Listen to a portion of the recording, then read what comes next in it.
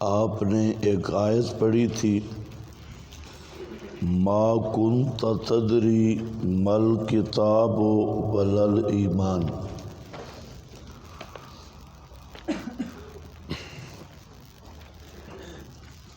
اس پر میں نے ذکر کیا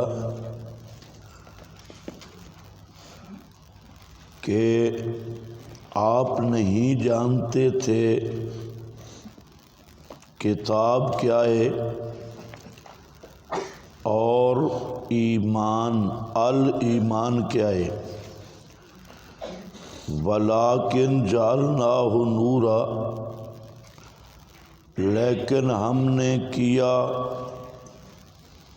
اس کو ہادی اور نور، آپ کے لیے اور دوسرے لوگوں کے لیے، آپ کے لیے اولاً اور دوسروں کے لیے ثانیاً۔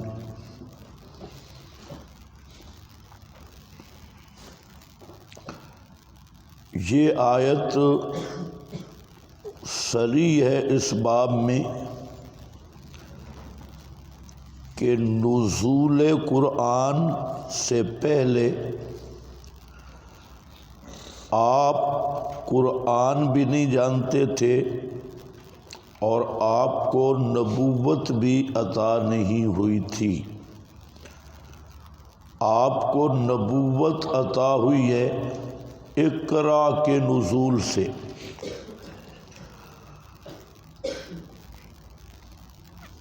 اس پر ایک بحث چلی کہ نزول نبوت، اعطاء نبوت سے پہلے آپ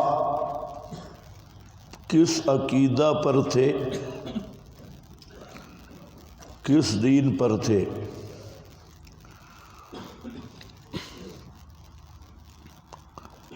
تو اس کے لیے دو چیزیں یاد رکھ لو۔ ایک یہ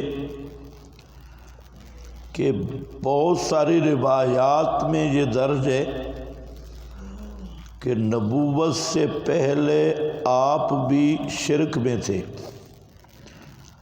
آپ کو یہ بہت ساری روایات ملیں گی، وہ سب روایات واجب الترک اور واجب الرد ہیں۔ کیوں؟ وہ سب اخبار احاد ہیں اور صریح اصول دین کے خلاف ہیں۔ دین میں یہ طے شدہ مسئلہ ہے کہ کوئی نبی بھی نبوت سے پہلے مشرک نہیں تھا، سب انبیاء موحد تھے۔ اب یہ ایک اصولی بات ہے، اس کے خلاف مروی تمام روایات واجب الرد ہیں، اور اسی ضابطہ پہ کہ اخبار احاد جب اصول کے خلاف ہیں تو یہ ایک مستقل علت ہے ان کے موضوع ہونے کی اور من گھڑت ہونے کی۔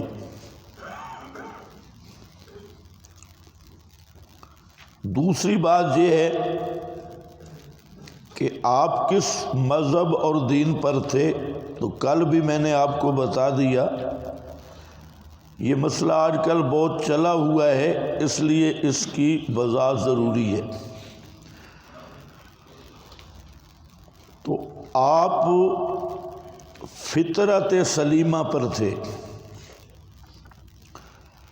فطرت سلیمہ جیسے کل مولود یولد علی فطرت الاسلام،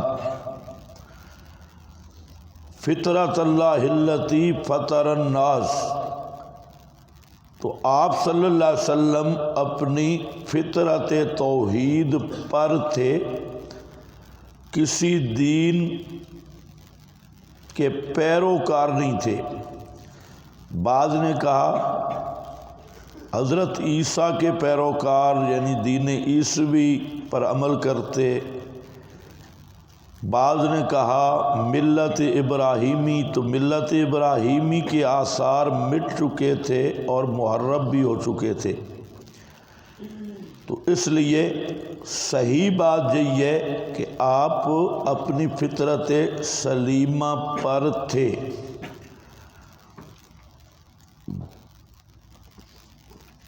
اس کے لیے چند عبارات دیکھ لیں جن کا ایک تو یہ مقصد ہے کہ آپ کو نبوت کب ملی۔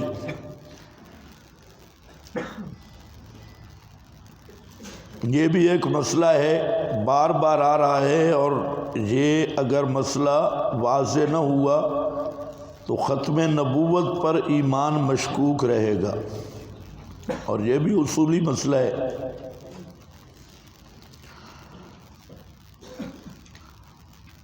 یہ بھی بعض جو روایات آئیں، جیسے پہلے بھی میں نے ذکر کیا کنت نبیًا وغیرہ والی، اور جو حضرات ہوتے ہیں شارحین ظاہر بین، تو وہ ایک دو مقام پہ جب روایات دیکھی اس طرف ذہن اور خیال نہ گیا، تو انہوں نے پھر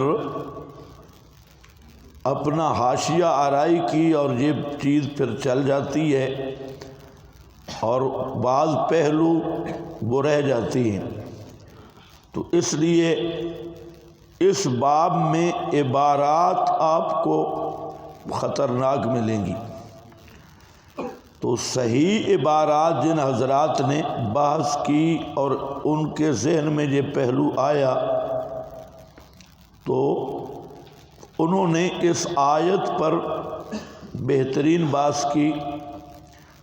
یہ پہلی عبارت ہے ملا علی قاری کی، فرماتے ہیں اختلف العلماء فی ان نبینا قبل النبوت حل کان متعبدا بشرع۔ عبارت پر ذرا غور کر لو، اختلف العلماء، علماء کا اختلاف ہوا، فی ان نبینا قبل النبوت، اس بات میں کہ نبی پاک صلی اللہ علیہ وسلم نبوت سے پہلے، قبل النبوہ، نبوت سے پہلے، حال کان متعبدا بشرع، کسی شریعت کی پیروی کرتے تھے یا نہیں۔ قیل کان علی شریعت ابراہیم، کہا گیا ہے کہ آپ شریعت ابراہیم کی پیروی کرتے تھے۔ وقیل موسیٰ، وقیل عیسیٰ، یہ بھی کہا گیا ہے کہ آپ حضرت موسیٰ کی شریعت کے پیروکار تھے، اور یہ بھی کہا گیا کہ حضرت عیسیٰ کی شریعت کے پیروکار تھے۔ وَالصَّحِيحُ أَنَّهُ لَمْ يَكُنْ مُتَعَبِّدًا بِشَرْعٍ، صحیح بات یہ ہے کہ آپ کسی شرع کے پیروکار نہیں تھے۔ لِنَسْخِ الْكُلِّ بِشَرِيعَةِ عیسیٰ، کیونکہ تمام شرائع منسوخ ہو گئی تھی بشریعت عیسیٰ، حضرت عیسیٰ کی شریعت سے۔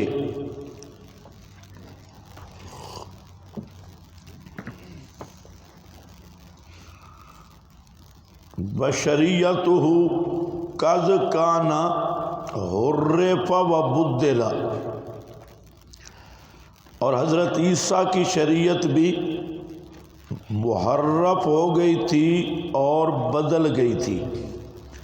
حضرت عیسیٰ کی شریعت سے پہلے کی شرائع منسوخ اور حضرت عیسیٰ کی شریعت محرف ہو گئی۔ قال اللہ، اللہ نے فرمایا ما کنت تدری مل کتاب، آپ کسی کتاب کو نہیں جانتے تھے۔ تو شریعت عیسیٰ کی پیروی ہوتی تو انجیل کی پیروی ہوتی۔ تو قرآن کہتا ہے ما تدری ما کنت تدری مل کتاب ولل ایمان۔ مرکات شرح مشکات صفحہ 308 ہے اور جلد 4 ہے۔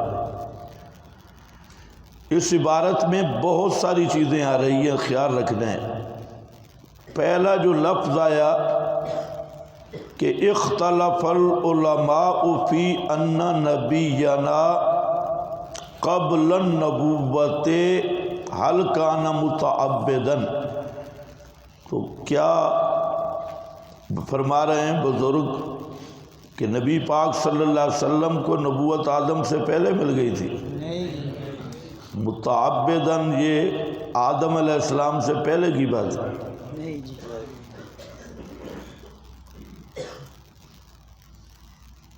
یا نزول قرآن سے پہلے کی بات ہے؟ بولو، نزول قرآن سے پہلے کی بات ہے۔ نزول قرآن سے پہلے کی بات، یعنی 40 سال تک آپ کس شریعت کے پیروکار تھے جب نزول وحی نہیں ہوا، اقرا کا نزول نہیں ہوا؟ تو پتہ چلا کہ نبوت کب ملی؟ 40 سال کے بعد نزول اقرا پر، نہ کہ آدم و بین الماء والطین۔ ورنہ اس اختلاف کا کوئی منشا ہی نہیں تھا۔ اختلاف العلماء، علماء جو اختلاف کر رہے ہیں کہ آپ نبوت ملنے سے پہلے کس کی پیروی کرتے تھے۔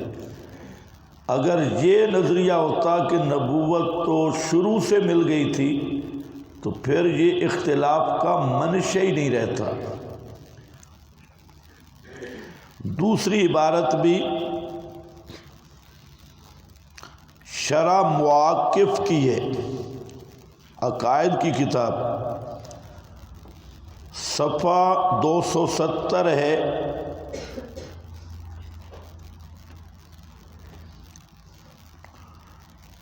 فرماتے ہیں وَمِنَ الْبَيِّنِ أَنَّ ثُبُوتَ النُّبُوَّةِ فِي مُدَّةٍ طَوِيلَةٍ بلا دعوت بلا کلام مما لا یقول به عاقل۔ ومن البین ان ثبوت النبوۃ فی مدت طویلۃ بلا دعوت ولا کلام مما لا یقول به عاقل۔ فرماتے ہیں، ذرا توجہ فرمانی ہے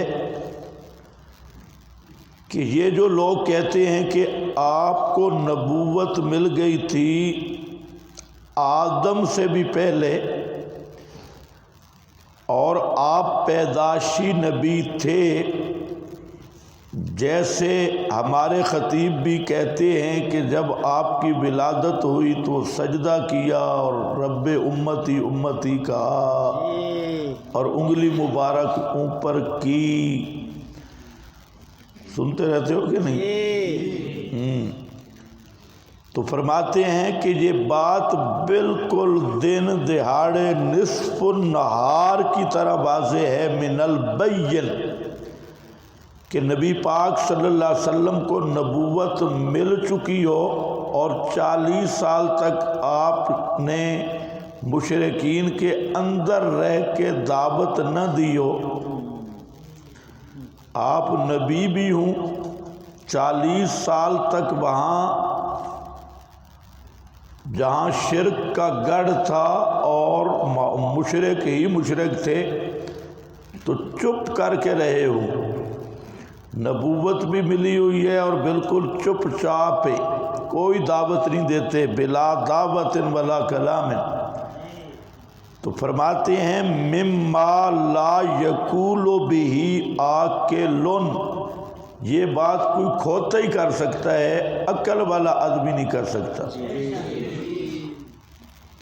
کہ 40 سال نبوت بھی ملی ہوئی تھی، شرک ہوتا رہا، کفر ہوتا رہا، اور آپ چپ کر کے برداشت کر کے رہے۔ کچھ سمجھ گئے میری بات؟ کسی کو دعوت نہیں دی۔ مما لا یقول بہ عاقل۔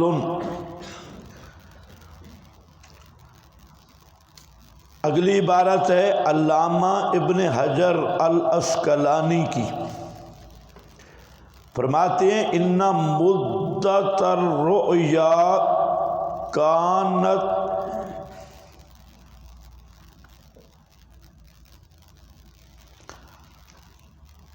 خوابوں کی مدت، آپ کی نبوت کی ابتدائی تمہید خوابوں سے ہوئی، تو وہ مدت تھی 6 اشہر، 6 مہینے۔ وعلی ھذا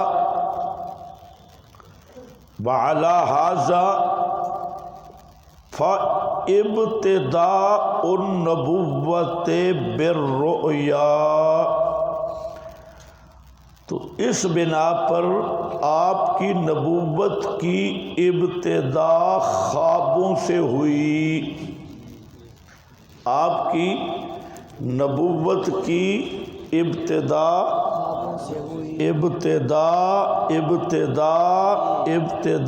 النبوہ،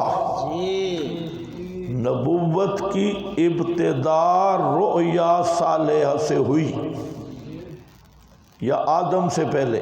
نہیں جی، رؤیا صالحہ سے۔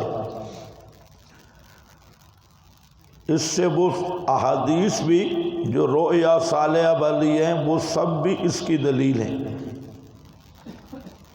یہ فتح الباری ہے۔ عبارت نمبر 5 کے 4،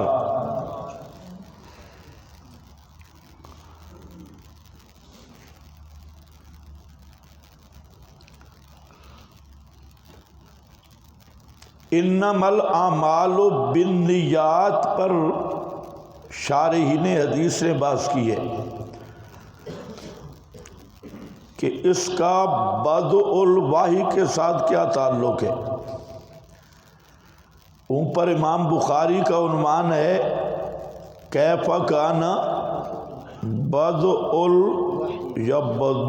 الوحی، وحی کی ابتدا یا ظہور کیسے ہوا، اور اس پر امام بخاری رحمہ اللہ پہلی جو حدیث ذکر کی انما الاعمال بالنیات، تو بخاری شریف میں ایک بڑا مسئلہ ہوتا ہے ترجمۃ الباب کے ساتھ مناسبت، اور یہ تقریباً 55 سے زائد وجوہ میں سے کسی وجہ کے ساتھ مناسبت ہوتی ہے، جہاں کیا ہے اس پر شارحین نے بحث کی، اور یہ بحث بہت سارے شارحین نے کی۔ میں صرف ایک عبارت آپ کو لاتا ہوں، باقی اس مناسبت پر وہ خطابی سے لے کے جتنے بھی شارحین بخاری ہیں سب نے یہی بات کی۔ تو فرماتے ہیں کہ ان اللہ فطر محمدا علی التوحید وبغض الاوثان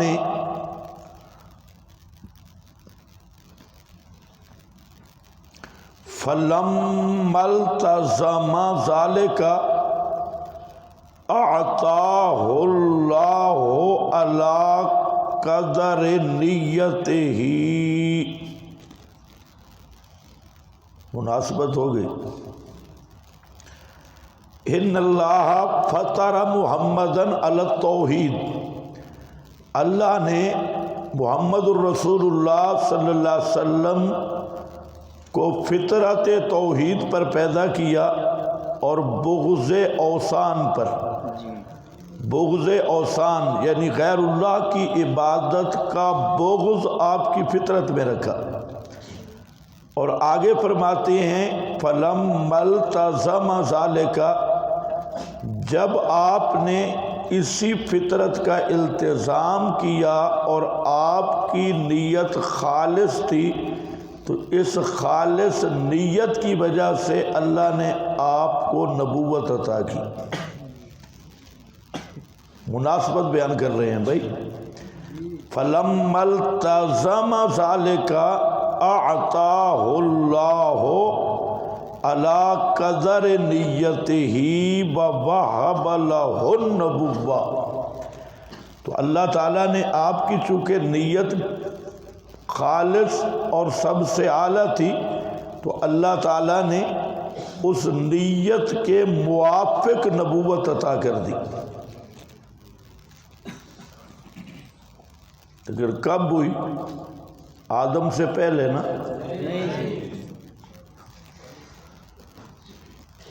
یہ خیال کرنا ہے، آپ فطرت توحید پہ تھے اور آپ کی فطرت میں شرک کی نفرت تھی اور خالص توحید تھی، اور نیت آپ کی خالص، یعنی آپ نے جب اس کا التزام کیا فطرت توحید کا، تو آپ کی قدر نیت اللہ نے نبوت عطا کر دی۔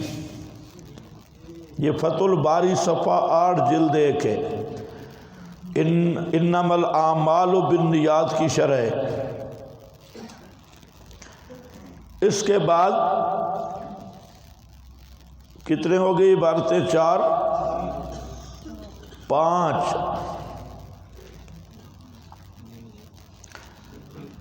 امام شعبی فرماتے ہیں، یہ شعبی تابعی ہے، فرماتے ہیں کہ انہو قال انزلت علیہ النبوہ، انزلت علیہ النبوۃ وہو ابن 40 سنہ، آپ صلی اللہ علیہ وسلم کو نبوت عطا کی گئی اس حال میں کہ آپ کی عمر 40 سال تھی۔ ابن 40 سنہ، جواہر البحار صفحہ 78 جلد 2۔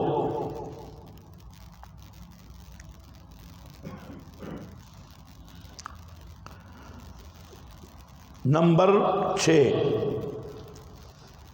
حافظ ابن کثیر فرماتے ہیں کانت مدت قیام ہی بین اظہورنا قبل النبوت 40 سنہ،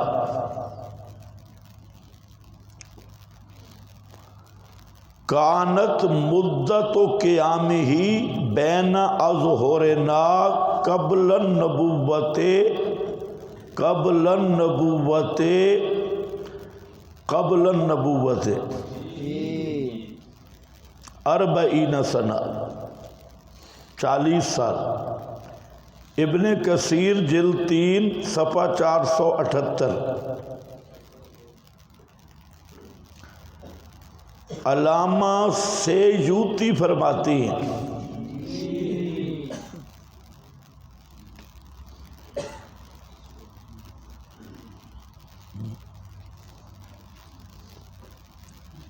بعض بزرگوں سے سنا ہے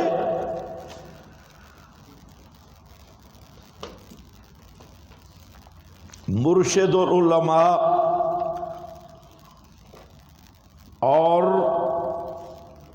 رئیس المحققین حضرت مولانا عبد الغنی جاجروی رحمۃ اللہ علیہ فرماتے تھے کہ ابو جہل کی تلوار سے اسلام کو اتنا نقصان نہیں ہوا جتنا سجوتی اور عبدالحق کے قلم سے ہوئے۔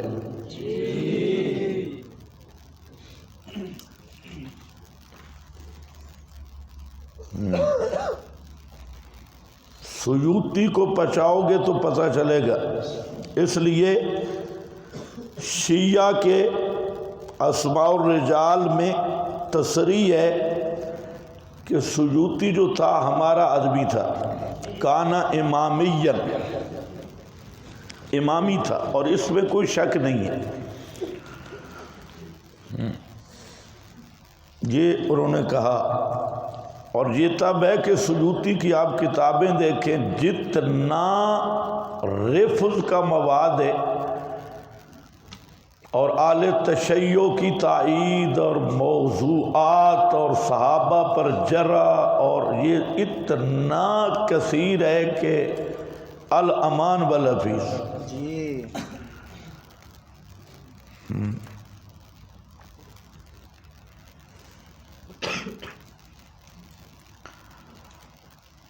علامہ سجوتی فرماتے ہیں نزلت النبوۃ علی النبی، نزلت النبوۃ علی النبی وہو ابن 40 سنہ، آپ پر نبوت کا نزول ہوا جب آپ 40 سال کی عمر میں تھے۔ تو آپ کو نبوت ملی 40 سال پر۔ در منصور صفحہ 541 جلد نمبر 3۔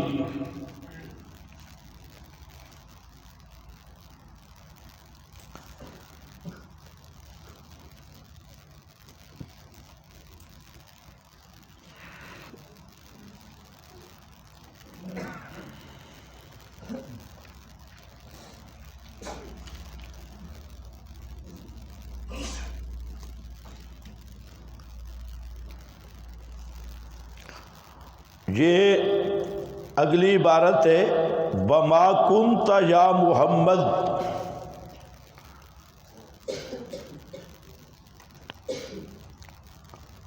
ان یلقا الیک الکتاب،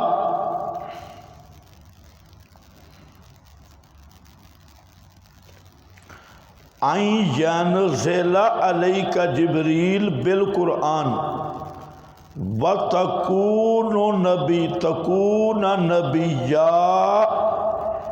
إِلَّا رَحْمَةً مِّن رَبِّكَ۔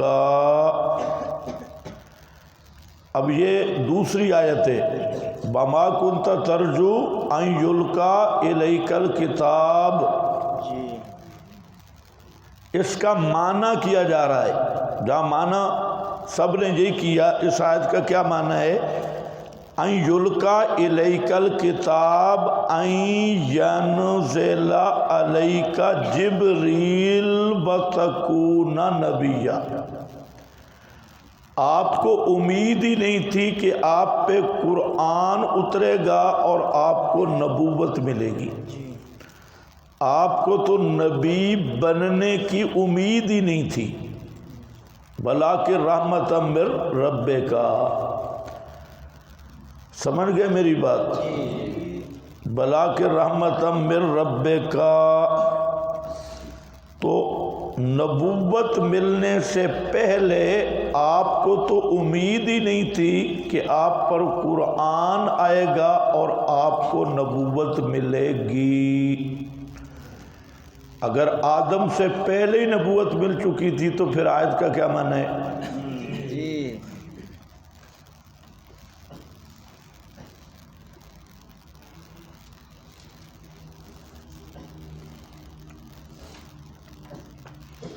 یہ بھی در منصور اور دیگر تفاسیر ہیں۔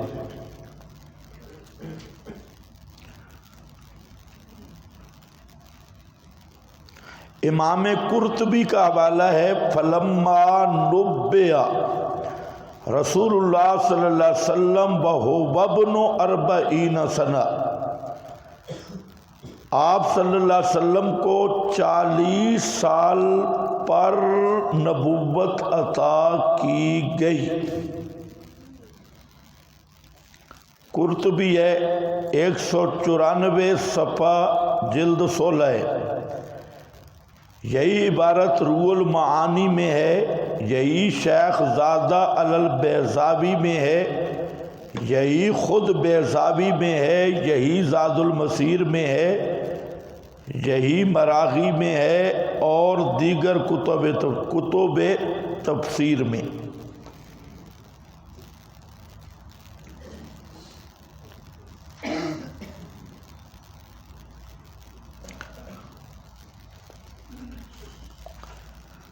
کتنی عبارتیں ہو گئی بھائی؟ چلو 10 پوری کر لو۔ 9 تو نہیں، یہ سارے الگ الگ، یہ جو ہے نا 20 عبارات ہیں جو ابھی میں نے لکھائی، یہ تمام تفسیروں میں یہی عبارت ہے، فلما نبئ والی۔ تو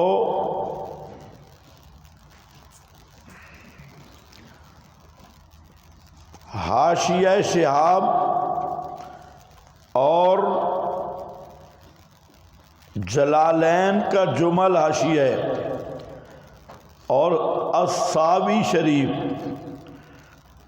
یہ اس لیے کہہ رہا ہوں کہ یہ بھی دوستوں کی محبوب چیز ہے۔ ادھر بھی یہی لکھا ہے فلما بلغ رسول اللہ صلی اللہ علیہ وسلم 40 سنہ اکرمہ اللہ بالنبوت، جب آپ کی عمر 40 سال کی ہو گئی تو اکرمہ اللہ بالنبوت۔ پھر یہ ہے کہ ورقہ بن نوفل کی حدیث بھی آپ نے پڑھی ہوگی۔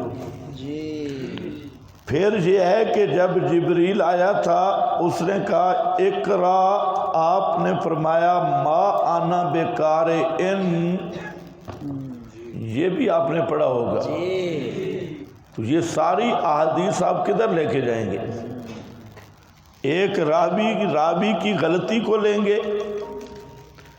وہم کو لیں گے، کنت نبیم و آدم بین الماء والطین، اور یہ سب روایات کدھر جائیں گی؟ آیات کدھر جائیں گی؟ جی تو اس بحث کو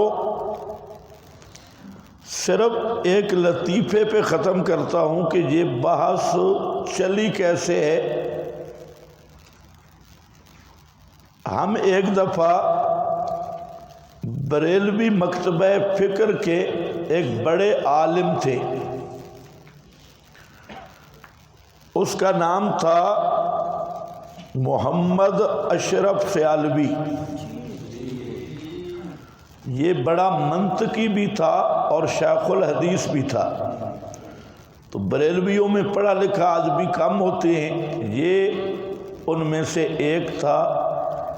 جھنگ والا مناظرہ جو مولانا حق نواز صاحب سے تھا تو انہوں نے کیا۔ پھر ایک کتاب جو ہمارے حضرات نے لکھی تو اس میں انہوں نے یہ تحریر کیا مولانا حق نواز جھنگوی مرحوم کے متعلق کہ انہوں نے، وہ منیب آدمی تھے، اشرف سیالوی سے مناظرہ کیا، شکست ہوئی تو پھر وہ بریلویت کا میدان چھوڑ گئے اور شیعیت کے خلاف محاذ قائم کیا۔ یہ دیوبندی لکھ رہا ہے بے وقوف۔ تو بہرحال یہ مناظرہ ہوا، ہم اس کے پاس گئے، ہم اس وقت تکملہ پڑھ رہے تھے، تو جس کو آپ کیا بولتے ہیں، اچھا، تو اس کا مدرسہ ہے سرگودا میں، منیر الاسلام، اس میں ہم چلے گئے۔ اس سے ملے اور حال احوال کے بعد کئی باتیں ہوئیں، تو بات یہاں پہنچ گئی، میں نے اس سے پوچھا کہ آپ کا دیوبند علماء دیوبند سے اصل اختلاف کیا ہے، کس بنا پہ آپ تکفیر کرتے ہیں؟ تو اس نے کہا کہ اصل جو بنیادی ہمارا اختلاف ہے وہ عبارات پہ، کفریہ عبارات پہ۔ تو میں نے اسے کہا کہ آپ ایک عبارت بتا دیں جو صریح کفر ہو۔ اس نے حضرت نانوتوی کی تحذیر الناس نکالی،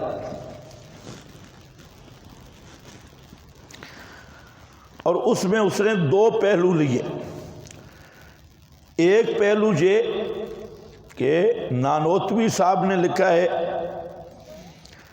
کہ اگر بالفرض آپ کے زمانے کے بعد بھی کوئی نبی آئے تو آپ کی ختم نبوت میں فرق نہیں پڑتا۔ تو اس نے کہا، انہوں نے کہا بالفرض آپ کے زمانہ میں یہ زمانہ کے بعد کوئی نبی آئے تو آپ پھر بھی خاتم الانبیاء آئے، تو یہ ختم نبوت کا انکار ہے۔ دوسری بات اس نے جو کی وہ اس سے بھی خطرناک تھی کہ نانوتوی صاحب نے کہا کہ 7 آسمان ہیں، 7 زمینیں ہیں، وہ والارض مثلہن، اثر ابن عباس آیا، اور 7 زمینوں میں ہر زمین کا آدم الگ ہے، ہر زمین کا محمد الگ ہے، تو 7 محمد ہیں اور 7 خاتم ہیں۔ تو اس نے کہا کہ یہ پھر ختم نبوت اضافی بنیں گی یا حقیقی بنیں گی؟ کون سی ختم نبوت ہے کہ 7 خاتم ہیں؟ یہ عبارت خطرناک تھی اور ہے۔ خیر مجھ سے جواب تو نہیں بنا، اس وقت ہم پڑھتے تھے کہ اس کا کیا جواب ہے، اور ابھی بھی صحیح جواب نہیں بنا۔ دے لیتے ہیں لیکن یہ جو عبارت ہے نا 7 زمینوں میں ہر زمین میں آدم بھی الگ ہے، محمد بھی الگ ہے، اور 7 محمد خاتم الانبیاء ہیں۔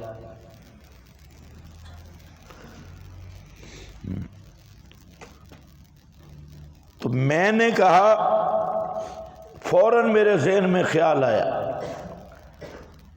میں نے کہا مولانا آپ نے تو بہت زبردست عبارت نکالی ہے۔ وہ بڑا ہنسا، کہتے اس کا جواب دو۔ میں نے بڑے بڑے دیوبندیوں کو کہا اس کا جواب دو، میں نے کہا ابھی جواب آیا۔ تو میں نے کہا کہ یہ واقعی آپ مخلص ہو کے فتویٰ لگا رہے ہیں یا کسی حسد اور ضد کی وجہ سے؟ آپ یہ طے کریں۔ کہتا ہے جی میں بالکل مخلص ہو کے دل سے فتویٰ لگاتا ہوں کہ یہ آدمی ختم نبوت کا منکر ہے اور کافر ہے۔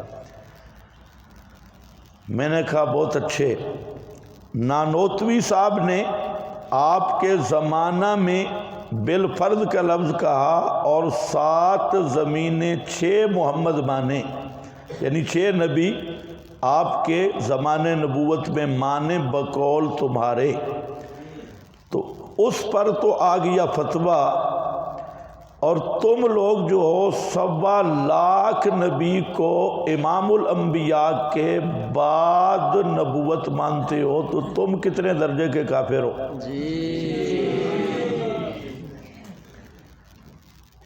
یہ جب میں نے بات کی تو مولانا اشرف سیالوی صاحب نیچے دیکھنے لگے۔ بندہ تو بہت سمجھدار تھا، کافی دیر سوچ میں پڑا رہا، پھر سر اٹھایا، کہتے بات آپ کی ٹھیک ہے، بات ٹھیک ہے آپ کی. میں نے کہا 6 نبی بعد میں مانے تو کافر، اور آپ کہتے ہیں کہ نبی پاک کو نبوت مل گئی تھی آدم سے پہلے اور 1.25 لاکھ نبی کو ملی آپ کے بعد، تو پھر آپ بڑے کافر ہیں یا وہ بڑے کافر ہیں؟ اس سے وہ جو اشرف سیالوی تھا وہ واقعتاً اس بات کو مان گئی. پھر یہاں سے یہ مسئلہ چل پڑا، اس نے کہا یہ بات صحیح ہے. اس کے بعد پھر اس نے بات چلائی، اور سب سے پہلے جس آدمی کو اس نے مسئلہ سمجھایا وہ علامہ سعید اسد تھا. تو یہ 2 ہی بریلویوں کے مناظر تھے، وہ اشرف سیالوی اور سعید اسد، 2 آدمی تھے. اس نے اس سے بات کی، اور یہ بھی بہت ذہین آدمی تھے سعید اسد صاحب. اس نے کہا یہ بات بھی ٹھیک ہے. اب بریلویوں میں اختلاف شروع ہو گیا، 2 فرقے بن گئے. ایک ان کا یہ مناظرین تھے اور ان کے ساتھ کافی علماء ان کے شاگرد تھے. تو بریلویوں میں تو سادی شاگردی کی پوجا جاتا ہے، اور یہ الو سو رہا ہے.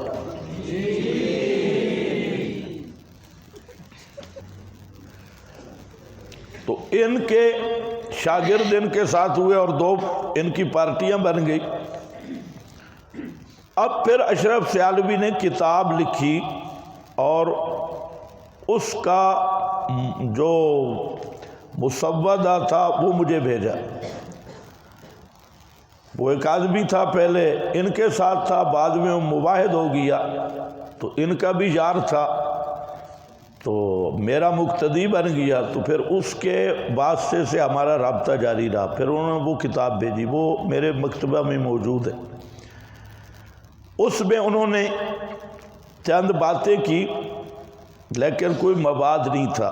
تو پھر ان کو میں نے یہ 2 آیتیں، میں نے کہا ان 2 آیات پہ تحقیق کرو.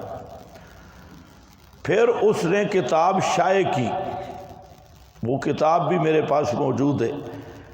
پھر کافی یہ 2 دھڑے بن گئے. اسی پر یہ لاہور والا ڈاکٹر اور مولانا سعید اسد ان کا مناظرہ بھی طے ہوا. پھر ڈاکٹر نہیں گیا، لیکن بعد میں ان ساروں نے، اشرف سیالوی فوت ہو گیا اور سعید اسد کو سب نے دبا دبو کے ایک گول مول رجوع لکھوایا.